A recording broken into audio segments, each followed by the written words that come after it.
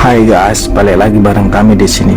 Di video kali ini, kami akan menceritakan alur cerita film yang berjudul The Devil Conspiracy, rilisan tahun 2022. Film bergenre horor fantasi yang menceritakan pertarungan mahdasyat antara Lucifer melawan malaikat kiriman dari Tuhan.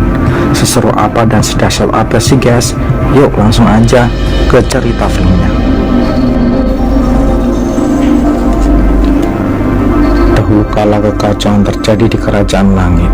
Dikisahkan, Lucifer adalah sesosok malaikat dengan kedudukan cukup tinggi di kalangan para malaikat.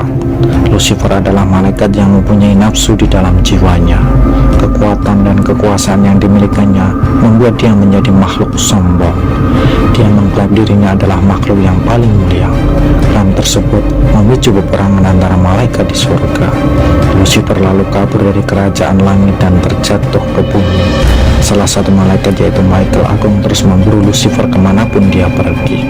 Lucifer diasingkan, dihukum, dan dipenjara di dimensi paling hina, yaitu di neraka. Michael Agung mengerahkan semua kesaktiannya demi untuk merantai Lucifer dengan kekuatan yang ada dalam pedangnya. Sebelum pergi, Michael Agung sempat memberitahu Lucifer bertobat dan menjadi pelayan Tuhan kembali. Namun, Lucifer memilih untuk menjadi penguasa di neraka daripada dia menjadi pelayan di surga. Lucifer juga berucap janji serapa suatu saat nanti dia akan terbebaskan dari rantai yang membelenggu dirinya. Dia akan datang untuk menemui mereka kembali, namun bukan sebagai saudara lagi, melainkan Lucifer kelak akan menjadi Tuhan.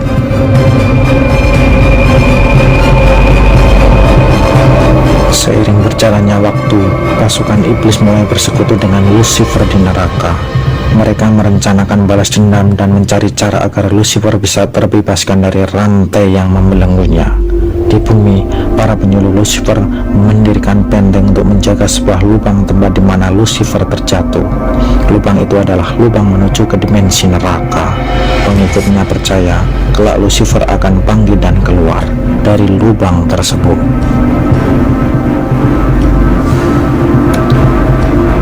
Cerita berpindah ke masa sekarang. Terdengar kabar di seluruh dunia bahwa DNA Yesus of Nazaret akan dipamerkan beberapa hari lagi, tepatnya di sebuah katedral yang ada di Turin, Italia.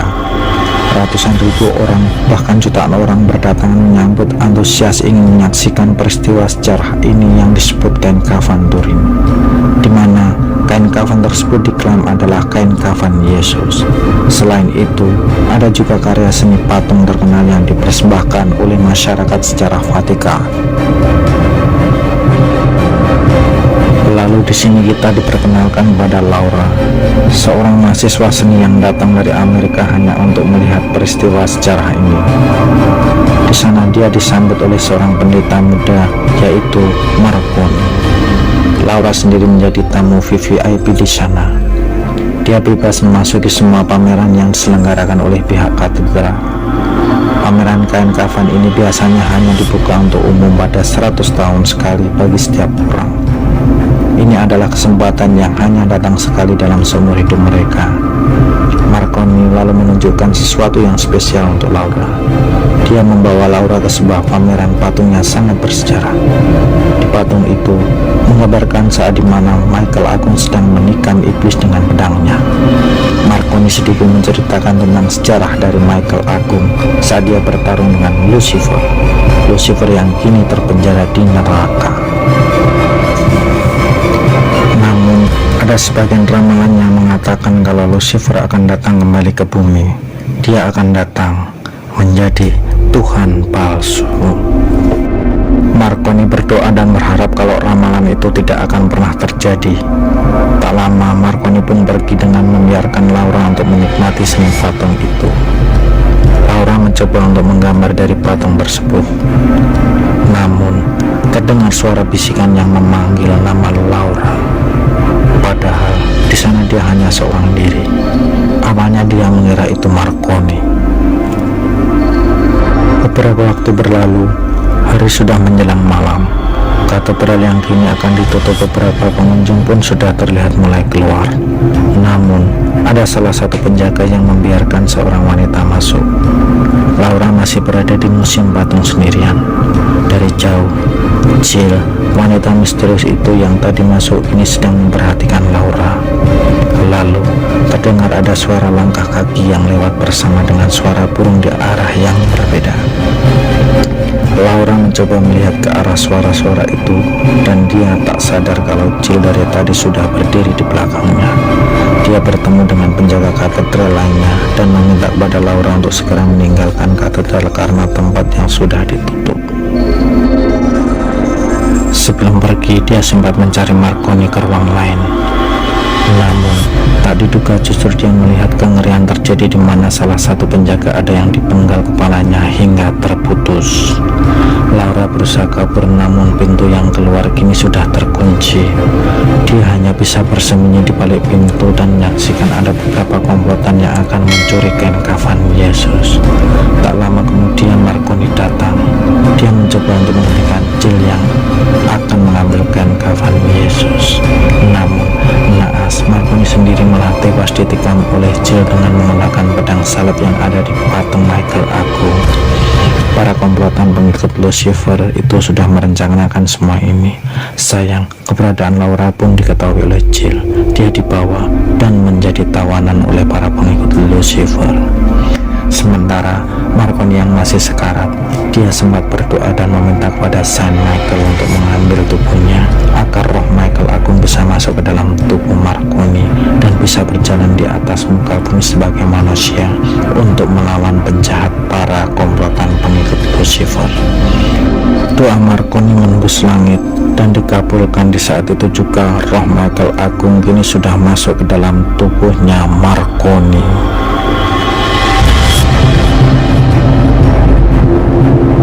Di lain sisi, di sebuah pameran lainnya, namun di sini yang dipamerkan adalah sebuah teknologi genetik yang bisa mentransfer DNA seseorang yang sudah meninggal pada orang yang masih hidup. Orang yang menerima DNA dari orang yang sudah meninggal akan punya kemampuan yang sama seperti orang yang sudah meninggal itu. Penemu dan pembuat teknologi itu adalah Dr. Lauren. Bukti nyata dari penelitian itu adalah anak yang sedang memainkan biola. Dia bisa dengan mudah memainkan biola karena hasil dari transfer DNA seorang pemain biola terkenal yang sudah meninggal. Dengan kata lain, Dr. Lauren bisa membangkitkan orang yang berpengaruh dalam sejarah untuk bisa dihidupkan kembali. Tujuan utama Dr. Lauren mengerjakan semua penelitian itu sebenarnya untuk membangkitkan Lucifer dengan kain kafan Yesus yang dimana itu terdapat DNA Yesus.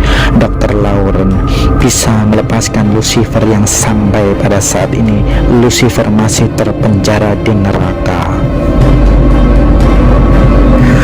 Di sana Laura tidak hanya sendirian. Ternyata ada beberapa wanita lainnya juga yang disandra. Mereka yang sekarang dikurung di sebuah ruangan kaca tidak tahu bagaimana nasib mereka ke depannya. Lalu datang beberapa penjaga laboratorium. Mereka datang hanya untuk mengambil sampel darah dari Laura. Di lain sisi, Michael yang kini memakai tubuhnya Marconi. Para peneliti terkejut melihat Marconi yang ternyata masih hidup. Para peneliti tidak tahu kalau tubuh Marconi yang dirasuki oleh malaikat. Michael hanya menanyakan kepada mereka siapa yang menjadi pelindung dari kain kafan Yesus. Mereka pun memberitahukan pelindung kain kafan Yesus dijaga oleh seorang yang bernama Kardinal Pincini. Pincini adalah orang yang meramal akan kebangkitan cyber di masa mendatang. Dia kini tinggal di Saint Trinion Saint Michael yang ada di atas gunung. Singkat cerita, Michael langsung datang untuk menemuinya. Awalnya Pincini tidak tahu siapa yang datang, namun Michael sempat memperlihatkan siapa dia yang sebenarnya. Pincini pun sadar kalau dia kedatangan malaikat kiriman dari Tuhan. Michael memberitahukan kalau kain kafan Yesus sudah dicuri. Pincini sudah tahu maksud kedatangan Michael. Dia memperlihatkan melalui teropong sebuah benteng yang ada di atas gunung. Benteng tempat dulu di mana Lucifer terjatuh. Selama ini Pincini tinggal di dekat benteng tersebut karena dia percaya ramalan itu akan terjadi.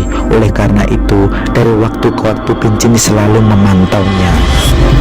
Diceritakan, percobaan untuk membangkitkan jiwa Lucifer sudah dilakukan sejak dari dahulu. Pengikut Lucifer mempersembahkan tubuh orang-orang untuk dijadikan tubuh baru bagi rohnya Lucifer. Namun, sampai pada saat ini belum pernah ada yang berhasil. Tubuh manusia yang dirasuki Lucifer tidak akan bisa bertahan lama. Dan sekarang, mereka pengikut Lucifer merencanakan sesuatu yang baru untuk melepaskan Lucifer. Dr. Lauren dalam melakukan uji cobanya, yaitu menggabungkan darah Laura dengan DNA Lucifer, lalu disatukan dengan DNA Yesus yang ada di kain kafan Yesus, dan ternyata itu berhasil. Pedang Michael Agung yang mengikat Lucifer kini bisa dengan mudah dilepaskan. Ini adalah saatnya jiwa Lucifer akan coba dimasukkan ke dalam tubuh manusia kembali. Tapi sebelum itu, Laura bersama Sandra wanita lainnya dimasukkan benih bayi ke dalam rahim mereka masing-masing. Dari rahim yang nantinya akan menjadi bayi, dan bayi itulah yang akan menjadi tubuh baru bagi Lucifer. Karena pada dasarnya Lucifer tidak akan bisa hidup di muka bumi dengan perwujudan aslinya.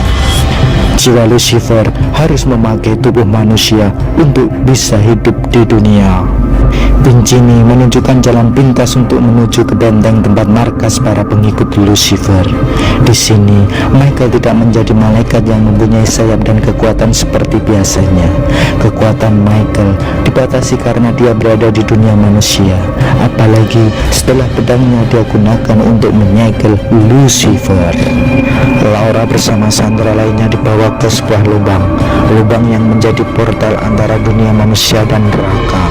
Di lubang itu, Lucifer kini berada. Jiwa Lucifer terlepas dan mencoba masuk ke salah satu tubuh wanita yang akan dia tempati. Di antara tubuh lainnya hanya Laura yang masih bertahan saat Lucifer masuk tubuhnya. Dan itu artinya bayi yang nanti dikandung Laura akan menjadi tempat baru bagi Lucifer untuk bisa hidup di alam manusia. Para pengikut Lucifer menyambut gembira atas kehamilan Laura. Laura dijaga ketat dan dirawat agar dia bersama bayinya tetap dalam keadaan sehat sampai bayi itu lahir. Michael yang berhasil menerobos masuk. Dia berhasil mengambil kembali kain kafan Yesus. Dari CCTV, dia juga melihat keberadaan Laura ada di mana.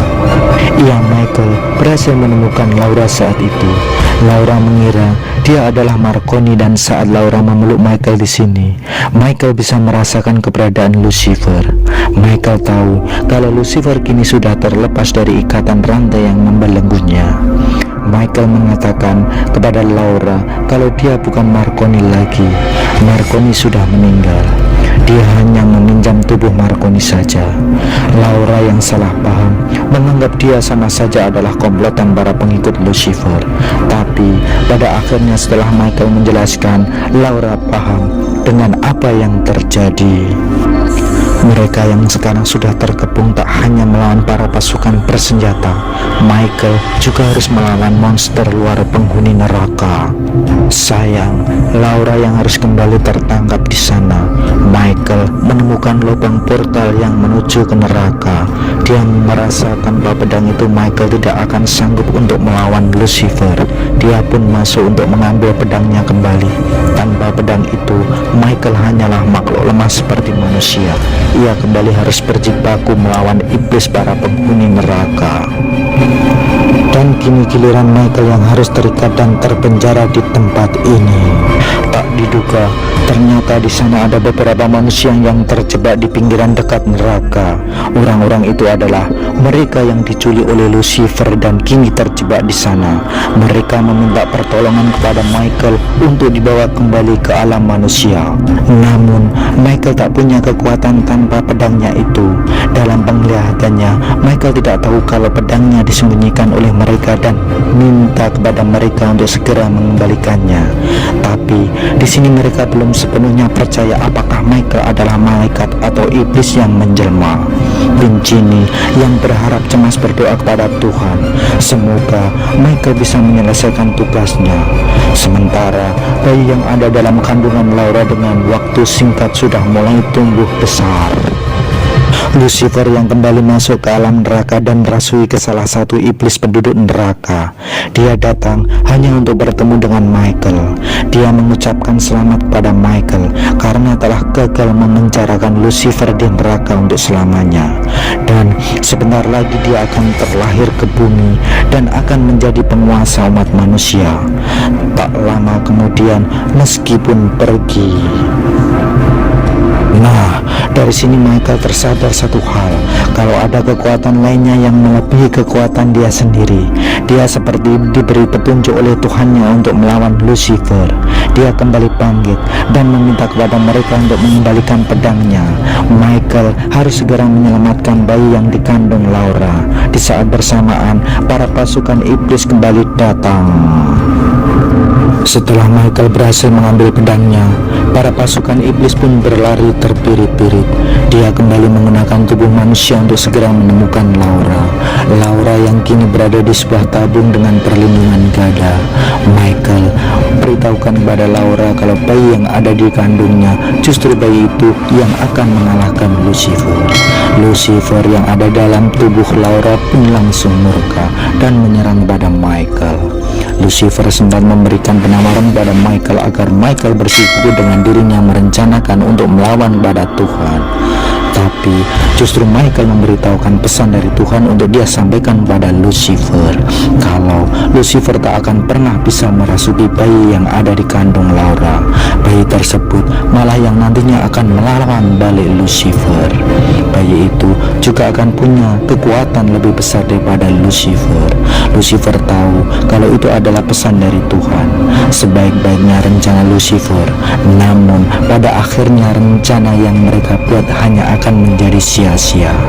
Bayi itu sudah ditakdirkan akan terlahir ke bumi, walaupun di sini Lucifer mencoba untuk menghalanginya. Tak lama, Jill dengan Dr. Lauren datang. Mereka tidak tahu soal pesan yang disampaikan dan semua rencana mereka yang akan gagal. Jill tetap akan melakukan persalinan agar bayi yang mereka tunggu bisa segera terlahir. Setelah Laura berhasil melahirkan, dia yang kini akan memasukkan ke dalam lubang neraka. Di luar, para pengikut Lucifer sudah menantikan kelahiran bayi itu yang mereka anggap itu adalah Lucifer yang sudah terlahir ke bumi. Di sini, jika membaptisnya bukan dengan air suci, melainkan dia membaptisnya dengan darah para pengikutnya sendiri. Monster itu pun yang menjadi eksekutornya dan membantai mereka yang ada di sana tanpa tersisa satu orang pun, kecuali Jill. Agen Michael yang terbangun kembali. Untung saja Laura masih bisa bertahan. Dia yang berpegangan dan berhasil ditolong oleh Michael. Laura berhasil merebut kembali anaknya dari tangan Jill, lalu membawa pergi dari sana. Michael memberitahukan kepada Jill kalau bayi itu bukan Lucifer yang mereka kira rencana jahat. Mereka berbalik pada mereka sendiri. Michael juga memberitahukan kalau mereka salah dalam memilih DNA.